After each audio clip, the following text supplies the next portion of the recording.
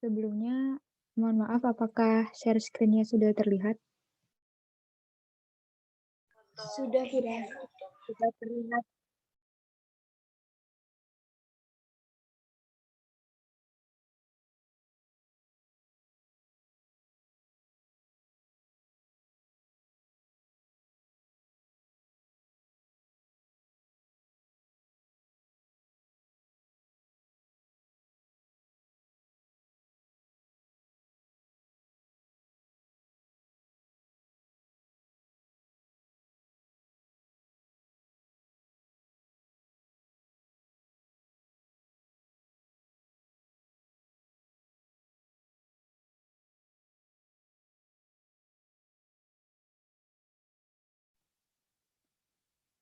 Baik, di sini saya akan memulai presentasi pada pagi hari ini.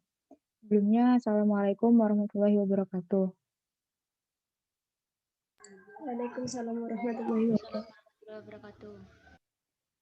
Yang terhormat kepada Bapak Iwan selaku dosen pengampu pada mata kuliah Pendidikan Lingkungan Hidup dan kepada teman-teman yang saya banggakan.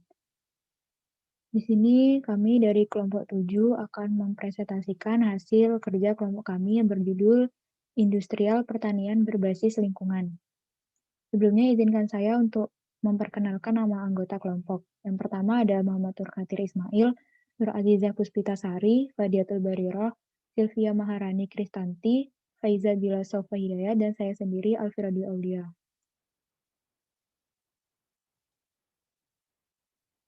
Untuk materi selanjutnya akan dibawakan oleh rekan saya.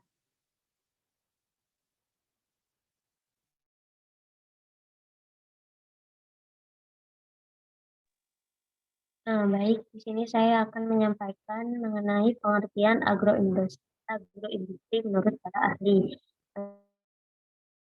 Menurut Mardiarini dan Arizal pada tahun 2012, agroindustri merupakan kegiatan yang memanfaatkan hasil pertanian sebagai bahan baku, perancang, serta menyediakan peralatan serta jasa untuk kegiatan tersebut dengan produk akhir yang siap untuk dikonsumsi maupun sebagai produk bahan baku industri yang lainnya.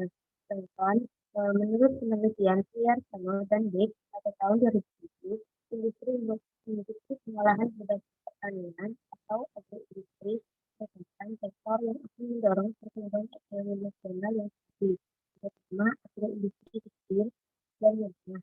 Selain itu, agroindustri juga merupakan leading sektor bagi pembangunan ekonomi Indonesia. Selanjutnya, saya kembalikan kepada moderator. Baik, terima kasih kepada Saudara Barir. Untuk selanjutnya akan dibawakan oleh Azizah. Pada Azizah dipersilakan.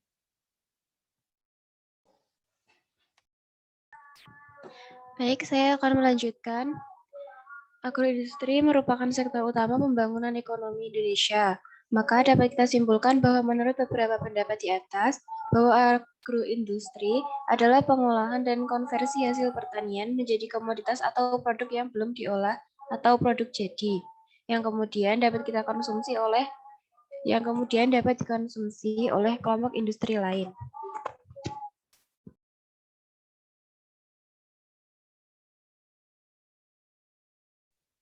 Baik, terima kasih.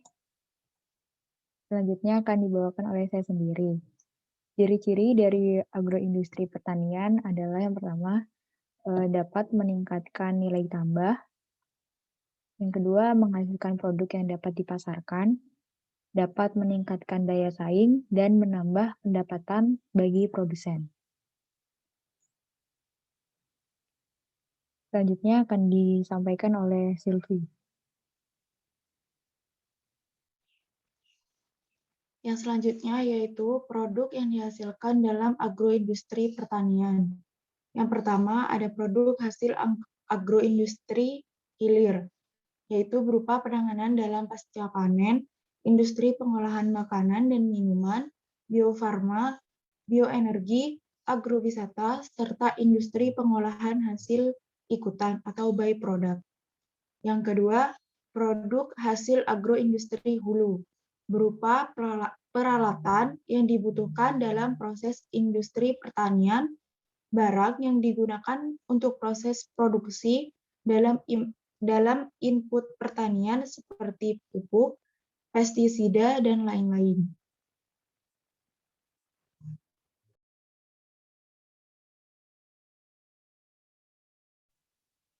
Dan materi selanjutnya akan dibawakan oleh Saudara Hatir. Kepada Hatir dipersilahkan. Baik, terima kasih kepada moderator. Limbah yang dihasilkan dari pengolahan agroindustri. Salah satu contoh pengolahan agroindustri yaitu pengolahan kopi. Di Kabupaten Jember merupakan daerah penghasil kopi terbesar kedua di Jawa Timur setelah Kabupaten Malang. Kopi diolah menjadi berbagai macam produk. Pengolahan kopi akan menghasilkan banyak limbah. Salah satu tempat pengolahan kopi yaitu agroindustri Maju Mapan yang berada di Desa Kemiri, Kecamatan Panti, Kabupaten Jember. Agroindustri pada daerah ini menerapkan proses pengolahan kopi basah with process. Proses pengolahan kopi basah atau proses ini meliputi proses sortasi rambang, pulping, fermentasi, pencucian, pengeringan, buling, dan pembersihan. Akan tetapi dalam pengolahan kopi basah menghasilkan limbah padat dan limbah air yang dapat menimbulkan permasalahan lingkungan.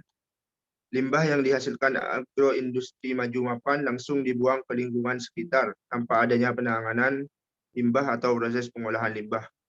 Dampak sederhana dari limbah kopi yang dibuang ke lingkungan yaitu akan menimbulkan bau busuk. Hal ini karena kulit kopi masih memiliki kadar air yang tinggi, yaitu 75 derajat sampai 80 derajat Celcius. Sehingga sangat mudah ditumbuhi oleh mikroba yang akan mengganggu lingkungan sekitar. Next.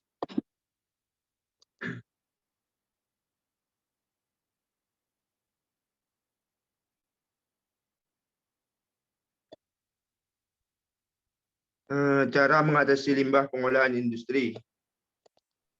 Setiap limbah memiliki karakteristik masing-masing tergantung dengan proses produksinya. Sistem produksi dan modernisasi alat-alat produksi dapat meminimalisirkan hasil limbah yang dihasilkan agar dapat bernilai sosial dan ekonomi yang bermanfaat bagi warga sekitar.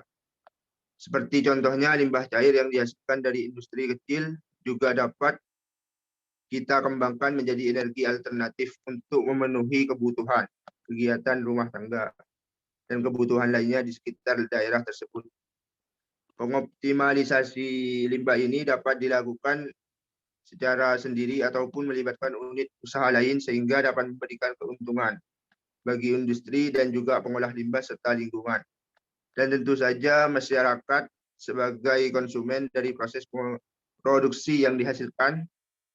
Hal-hal tersebut tidak lepas dengan pengedukasian kepada pelaku usaha industri terkait problematika penanganan dan pengolahan limbah hasil usaha sangat penting dilakukan untuk menyelesaikan permasalahan limbah industri. Baik, saya kembalikan ke moderator. Terima kasih kepada Hatir. Untuk selanjutnya akan dibawakan oleh Saudari Faye. Dipersilahkan. Hal-hal yang dapat kita lakukan untuk menjaga kualitas produk. Yang pertama ada proses blanching. Di sini merupakan proses ini dilakukan untuk menjaga keamanan dari produk. Tahapan dari proses ini adalah melalui tahapan proses pengoreksian alat, uji mikrobiologis, dan uji organoleptik. Yang kedua adalah cold stroke. Nah, di sini merupakan alat pendinginan dan pengaturan suhu. Penyimpanan di alat pendinginan ini sangat mempengaruhi kualitas dari produk. Peningkatan suatu suhu produk akan memungkinkan mikroba perusak untuk berkembang biak. Penyimpanan lebih dari 3 hari juga dapat menyebabkan kualitas produk menurun. Dan yang terakhir ada metal detektor. Metal detektor adalah pendeteksi barang atau logam berbahaya yang ada pada produk saat proses pengolahan. Baik, saya kembalikan ke moderator.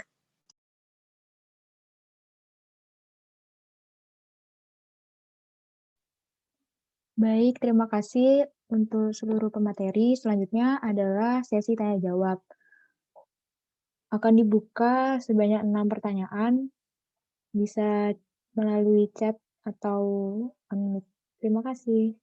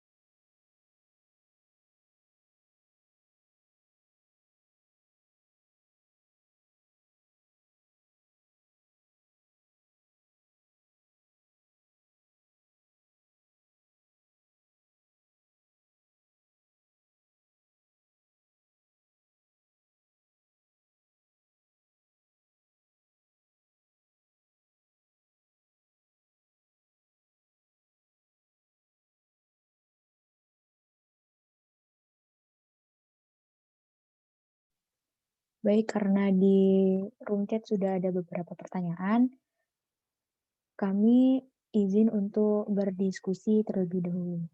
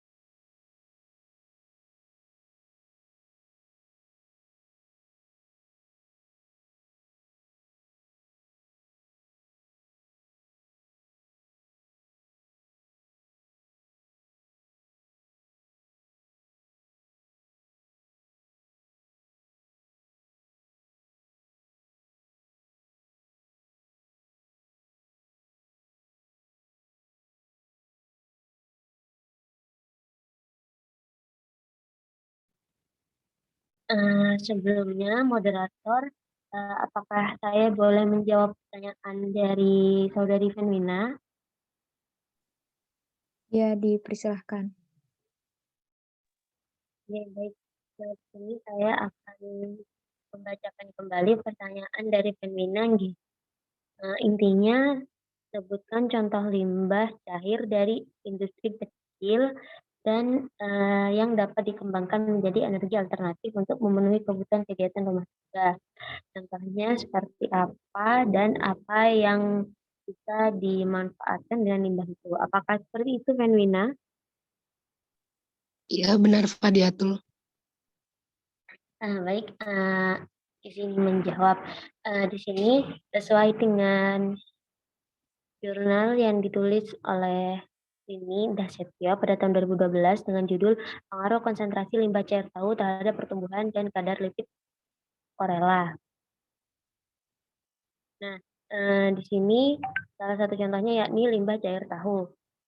Limbah cair tahu itu mengandung polutan berupa zat organik. Jadi zat organik yang ada di dalam limbah cair tahu itu dapat kita manfaatkan sebagai media pertumbuhan korela. Nah, di sini korela itu adalah spesies dari mikroalga hijau Pipiti chlorophyta. Nah, jadi di sini pemanfaatan Chlorella itu bisa dimanfaatkan untuk menghasilkan biodiesel. Nah, produk dari biodiesel tersebut dapat kita tingkatkan dengan meningkatkan kadar lipid yang ada di dalamnya. Itu. Salah satu contoh lagi dari tepung tapioka.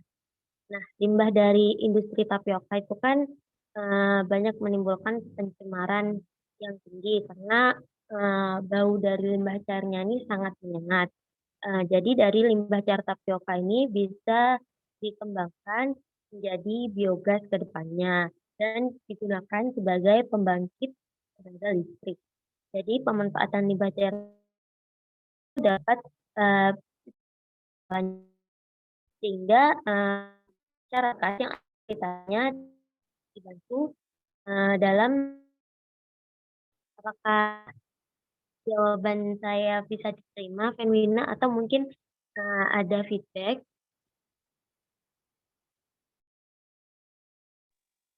Baik, jawabannya bisa diterima, Mbak Fadiatul Barira. Terima kasih. Baik, terima kasih. Saya kembalikan ke moderator. Baik, selanjutnya akan dijawab oleh teman saya kepada Azizah. Dipersilakan. Baik, saya izin menjawab pertanyaan dari Devi Novita. Mengapa negara kita masih mengimpor beras dari luar negeri? Padahal seperti yang kita ketahui bahwa negara kita merupakan negara agraris yang sebagian besar penduduknya bekerja di sektor pertanian. Nah, Indonesia itu masih mengimpor beras dari luar negeri karena pada setiap tahunnya itu kebutuhan pangan nasional terus meningkat. Tetapi produksi kita tidak dapat memenuhi kebutuhan yang terus meningkat tersebut. Penyebab dari kondisi tersebut antara lain seperti ancaman dari alam pada tanaman pertanian yang di dalam para petani di Indonesia. Ancaman tersebut seperti serangan hama, serangan organisme penyakit tanaman, dan perubahan iklim yang menyebabkan penurunan hasil pertanian atau bahkan menyebabkan petani gagal panen.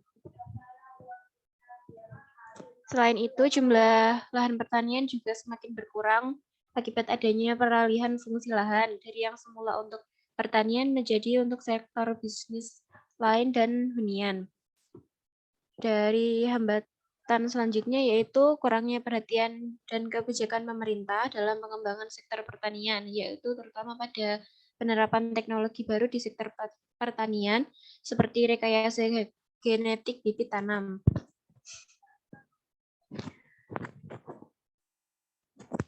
Apakah sektor pertanian di Indonesia sudah maksimal? Kalau melihat permasalahan-permasalahan tersebut, saya rasa belum maksimal.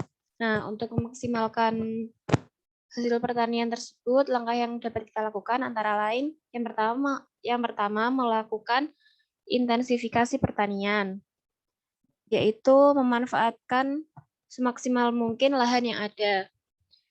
Yang kedua ada diversifikasi pertanian, yaitu cara untuk meningkatkan hasil pertanian dengan cara menanam beberapa jenis tanaman produksi sekaligus dalam satu lahan pertanian. Yang ketiga yaitu peningkatan mekanisme pertanian. Seperti yang kita tahu, pertanian di Indonesia itu masih tertinggal karena peralatan yang digunakan pun masih bermodel lama. Bahkan di beberapa daerah itu pertanian masih menggunakan tenaga manusia. Nah, metode ini itu dirasa kurang efektif ya untuk meningkatkan hasil pertanian. Nah, pemerintah itu seharusnya pemerintah dan masyarakat itu saling bekerja sama untuk meningkatkan hasil dari sektor pertanian tersebut dengan cara seperti peningkatan alat-alat teknologi untuk pertanian tersebut dan untuk peningkatan bibit tanam yang akan ditanam. Sekian dari saya, apa bisa ditangkap, Devi? Bisa, terima kasih atas jawabannya. Ya, sama-sama.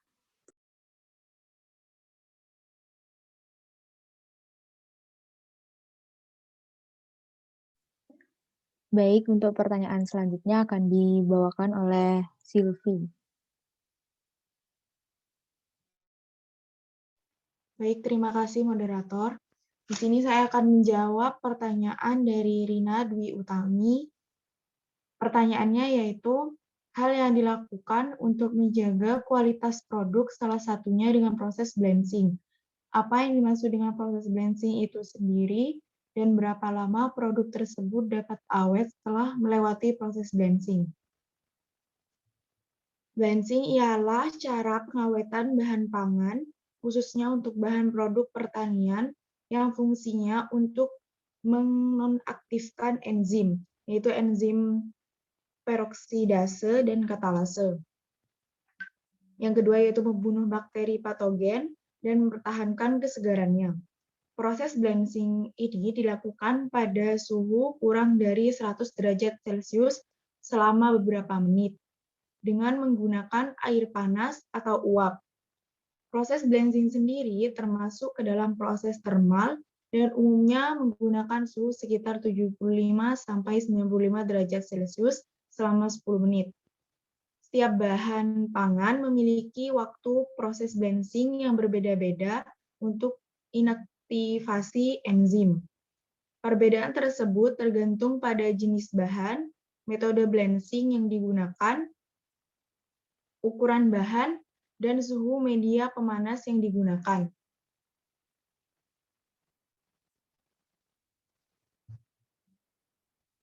Contohnya yaitu brokoli. Brokoli ini membutuhkan waktu blanching selama 2-3 menit. Dan untuk berapa lama produk dapat awet setelah melewati proses blanching, itu makanan itu bisa awet sampai 1-2 minggu, tergantung dengan metode blanching yang digunakan. Apakah ada feedback atau sudah cukup, Rina? Sudah cukup jawabannya. Terima kasih, Sylvia. Ya, sama-sama.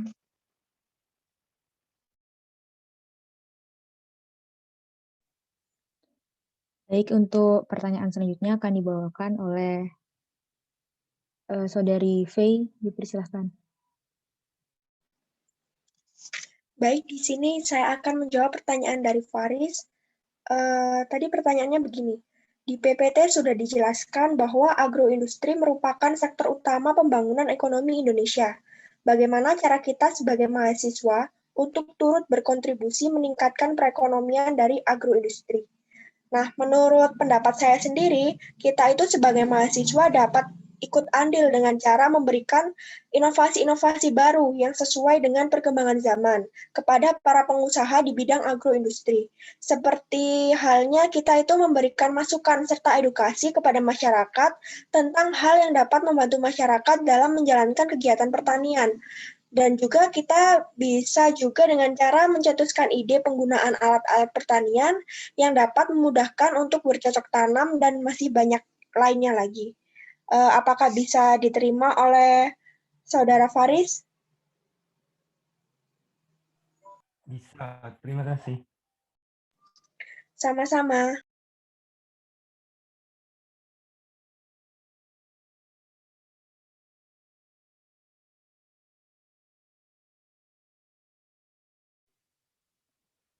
Baik, di sini saya akan menjawab pertanyaan dari Zulfa.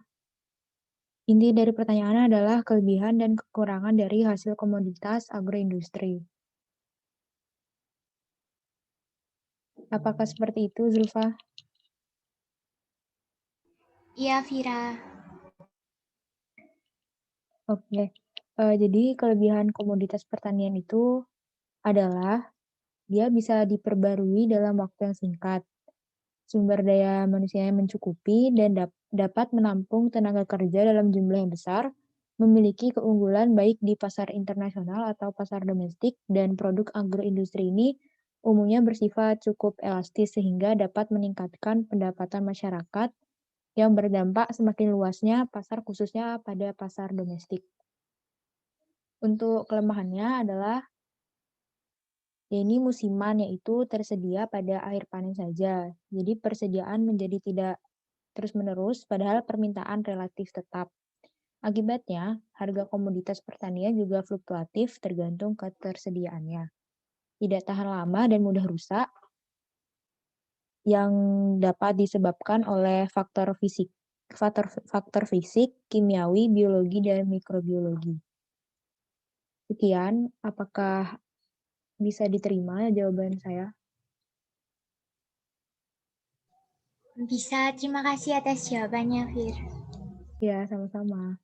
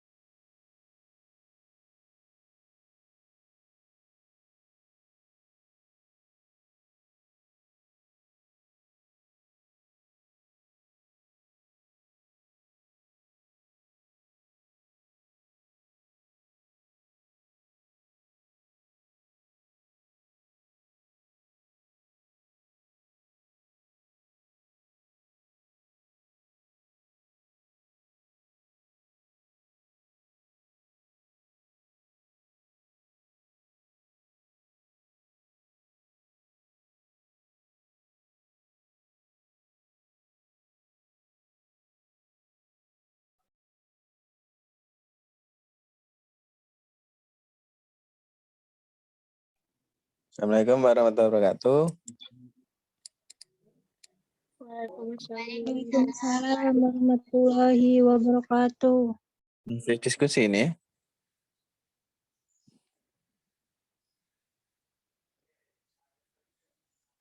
Diskusi atau sudah selesai? Masih kurang satu pertanyaan, Bapak. Oh ya, silakan dilanjutkan. Baik, Pak. Baik, di sini saya akan menjawab pertanyaan dari Intan Nurhayati. Pertanyaannya, bagaimana solusi yang kelompok Anda bisa berikan agar pembangunan industrial pertanian berbasis lingkungan di Indonesia bisa merata dan tidak hanya berkembang pada satu daerah tertentu saja. Ada usaha yang dilakukan. Menurut kelompok kami adalah ada usaha yang dilakukan pemerintah dalam sektor pertanian, yaitu berupa komunikasi antar pribadi ataupun perorangan, yaitu dengan dinamakan penyuluhan lapangan pertanian. Badan penyuluhan ini adalah suatu sistem pendekatan yang sudah terprogram yang diberikan kepada petani agar mereka dapat memperoleh hasil pertanian secara maksimal dan optimal demi kesejahteraan dan kemakmuran hidupnya.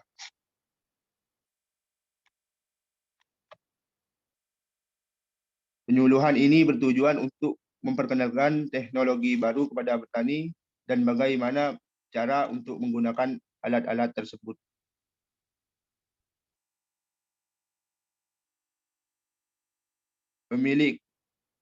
Semisal pemilik lahan yang luas memiliki lahan yang tidak merata, akan berakibat bagi petani yang memiliki lahan yang sempit. Akibatnya, lahan yang sempit tersebut yang dimiliki oleh petani kurang mampu menerima masukan dari tenaga kerja maupun modal dan modernisasi. Dalam arti luas, kurang mampu dalam memenuhi berbagai keperluan hidup. Mungkin seperti itu, apakah bisa diterima? Ya, tadi kan Hatir udah ngejelasin, salah satu programnya adalah penyuluhan ya. Nah, apakah program tersebut sudah mulai diterapkan?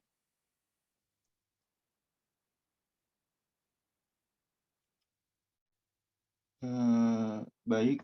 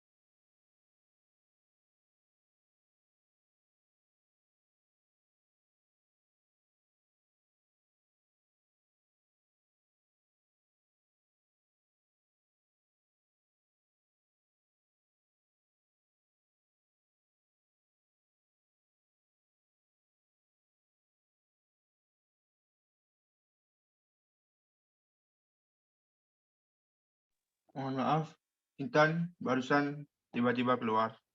Bisa diulang pertanyaannya? Tadi kan Hatil udah ngejelasin, salah satu programnya adalah dengan penyuluhan. Nah, apakah program tersebut sudah mulai bisa diterapkan atau sudah mulai jalan?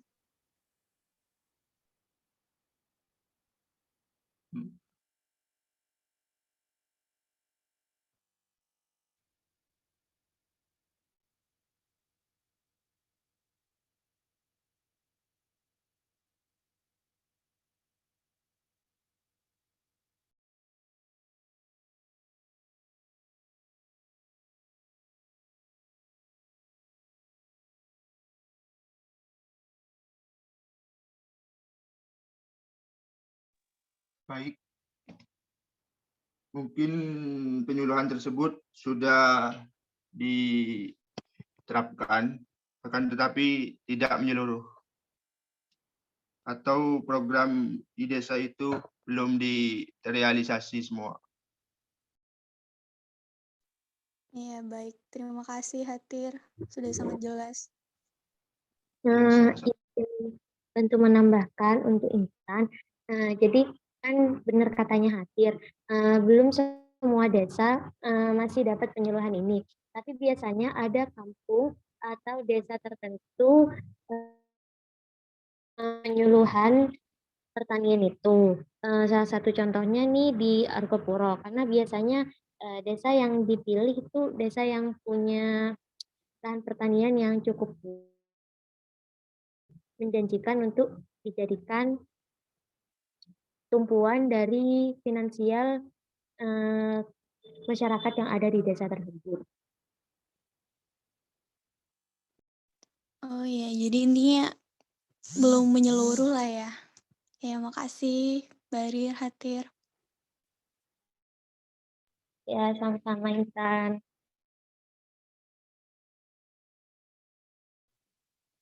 Baik, terima kasih kepada penanya dan pemateri. Karena sudah ada 6 pertanyaan dan sudah dijawab semua, maka berakhirlah presentasi pada pagi hari ini. Mohon maaf jika ada kesalahan kata. Wassalamualaikum warahmatullahi wabarakatuh. Waalaikumsalam. Waalaikumsalam. Baik, saya kembalikan kepada Bapak Iwan. Materinya tentang apa ini?